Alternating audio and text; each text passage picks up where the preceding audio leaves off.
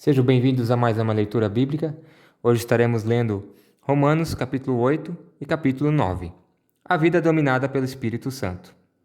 Agora já não existe nenhuma condenação para as pessoas que estão unidas com Cristo Jesus. Pois a lei do Espírito de Deus que nos trouxe a vida por estarmos unidos com Cristo Jesus, livrou você do pecado e da morte.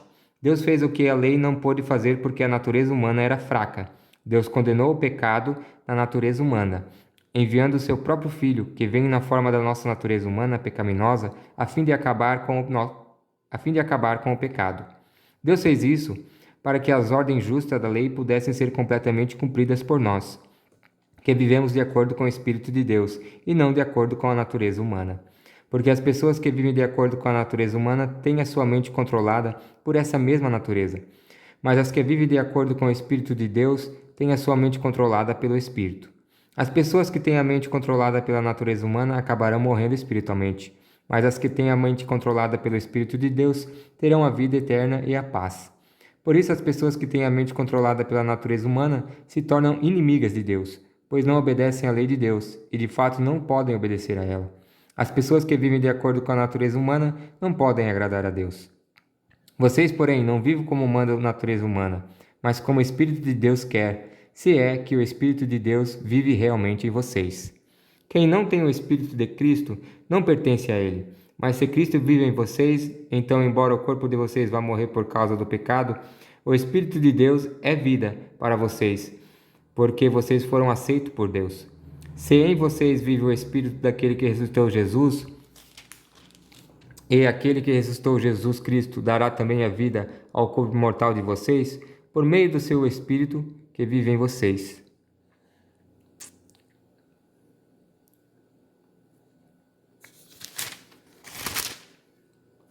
Se em vocês vive o Espírito daquele que ressuscitou Jesus, então, aquele que ressuscitou Jesus Cristo dará também vida ao corpo mortal de vocês, por meio do seu Espírito, que vive em vocês. Portanto, meus irmãos, nós temos uma obrigação que é a de não vivermos de acordo com a nossa natureza humana. Porque se vocês viverem de acordo com a natureza humana, vocês morrerão espiritualmente. Mas se pelo Espírito de Deus vocês matarem as suas ações pecaminosas, vocês viverão espiritualmente. Pois aqueles que são guiados pelo Espírito de Deus são filhos de Deus. Porque o Espírito que vocês receberam de Deus não torna vocês escravos, e não faz com que tenham medo. Pelo contrário, o Espírito torna vocês filhos de Deus, e pelo poder do Espírito dizemos, com fervor a Deus, Pai, meu Pai. O Espírito de Deus se une com o nosso Espírito para afirmar que somos filhos de Deus. Nós somos seus filhos, e por isso recebemos as bênçãos que Ele guarda para o seu povo. E também receberemos com Cristo aquilo que Deus tem guardado para Ele, porque se tomamos parte nos sofrimentos de Cristo, também tomaremos parte na sua glória. A glória futura. Eu penso que o que sofremos durante a nossa vida não pode ser comparado de modo nenhum com a glória que nos será revelada no futuro. O universo todo espera com muita impaciência o momento em que Deus vai revelar os que os seus filhos realmente são, pois o universo se tornou inútil, não pela sua própria vontade, mas porque Deus quis que fosse assim. Porém, existe essa esperança. Um dia o próprio universo ficará livre do poder destruidor que o mantém escravo e tornará parte na gloriosa liberdade dos filhos de Deus. Pois sabemos que até agora o universo todo geme e sofre como uma mulher que está em trabalho de parto. E não somente o universo, mas nós que temos o Espírito Santo como o primeiro presente que recebemos de Deus, nós também gememos dentro de nós, mesmo enquanto esperamos que Deus faça com que sejamos seus filhos e nos liberte completamente. Pois foi por meio da esperança que somos salvos. Mas se já estamos vendo aquilo que esperamos, então isso não é mais uma esperança. Pois quem é que fica esperando por alguma coisa que está vendo? Porém, se estamos esperando alguma coisa que ainda não podemos ver, então esperamos com paciência. Assim também o Espírito de Deus vem nos ajudar na nossa fraqueza, pois não sabemos como devemos orar, mas o Espírito de Deus, com gemidos que não podem ser explicados por palavras, pede a Deus em nosso favor. E Deus, que vê o que está dentro do coração, sabe qual é o pensamento do Espírito, porque o Espírito pede em favor do povo de Deus e pede de acordo com a vontade de Deus. Pois sabemos que todas as coisas trabalham juntas para o bem daqueles que amam a Deus, daqueles a quem Deus chamou de acordo com seu plano. Porque aqueles que já tinham sido escolhidos por Deus, ele também separou a fim de se tornarem parecidos com seu filho. Ele fez isso para que o filho fosse o primeiro entre muitos irmãos. Assim Deus chamou o que havia separado. Não somente os chamou, mas também os aceitou. E não somente os aceitou, mas também repartiu a sua glória com eles. O amor de Deus, que é nosso por meio de Cristo. Diante de tudo isso, o que mais podemos dizer? Se Deus está do nosso lado, quem poderá nos vencer? Ninguém, porque ele nem mesmo deixou de entregar o próprio filho, mas ofereceu por todos nós. Se ele nos deu o seu filho, será que não nos dará também todas as coisas? Quem acusará aqueles que Deus escolheu? Ninguém, porque o próprio Deus declara que eles não são culpados. Será que alguém poderá condená-los? Ninguém, pois foi Cristo Jesus quem morreu, ou melhor, quem foi ressuscitado e está à direita de Deus. Ele pede a Deus em favor de nós. Então quem pode nos separar do amor de Cristo? Serão os sofrimentos, as dificuldades, a perseguição, a fome, a pobreza, o perigo ou a morte? Como dizem as Escrituras Sagradas, por causa de ti, estamos em perigo de morte o dia inteiro. Somos tratadas como ovelhas que vão para o matadouro. Em todas essas situações, temos a vitória completa por meio daquele que nos amou, pois eu tenho a certeza de que nada pode nos separar do amor de Deus, nem a morte, nem a vida, nem os anjos, nem outras autoridades ou poderes celestiais, nem o presente, nem o futuro, nem o mundo lá de cima, nem o mundo lá de baixo. Em todo o universo, não há nada que possa nos separar do amor de Deus, que é nosso por meio de Cristo Jesus, o nosso Senhor. Capítulo de número 9. Deus e o seu povo.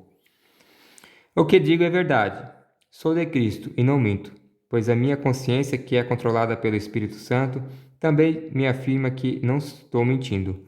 Sinto uma grande tristeza e uma dor sem fim no coração, por causa do meu povo, que é a minha raça e meu sangue. Para o bem desse povo, eu mesmo poderia desejar receber a maldição de Deus e ficar separado de Cristo. Eles são o povo escolhido por Deus. Ele os tornou seus filhos e repartiu a sua glória com eles. Deus fez suas alianças com eles e lhes deu a lei, a verdadeira maneira de adorar e as promessas. Eles são descendentes dos patriarcas e, como ser humano, Cristo pertence à raça deles. Que Cristo, que é o Deus que governa todos, seja louvado para sempre. Amém. Eu não estou dizendo que a promessa de Deus tenha falhado. De fato, nem todos os israelitas fazem parte do povo de Deus. Nem todos os descendentes de Abraão são filhos de Deus, pois Deus disse a Abraão: por meio de Isaque é que você terá os descendentes que eu lhe permiti. Isso quer dizer que os que são considerados como os verdadeiros descendentes de Abraão são aqueles que nasceram como resultado da promessa de Deus, e não os que nasceram de modo natural. Pois quando fez a promessa, Deus disse a Abraão o seguinte: no tempo certo eu voltarei, e Sara, sua mulher, terá um filho. E mais ainda, os dois filhos de Rebeca tinham o mesmo pai, o nosso antepassado Isaque. Mas para que a escolha de um deles fosse completamente de acordo com o plano de Deus, o próprio Deus disse a Rebeca: o mais velho será dominado pelo mais moço.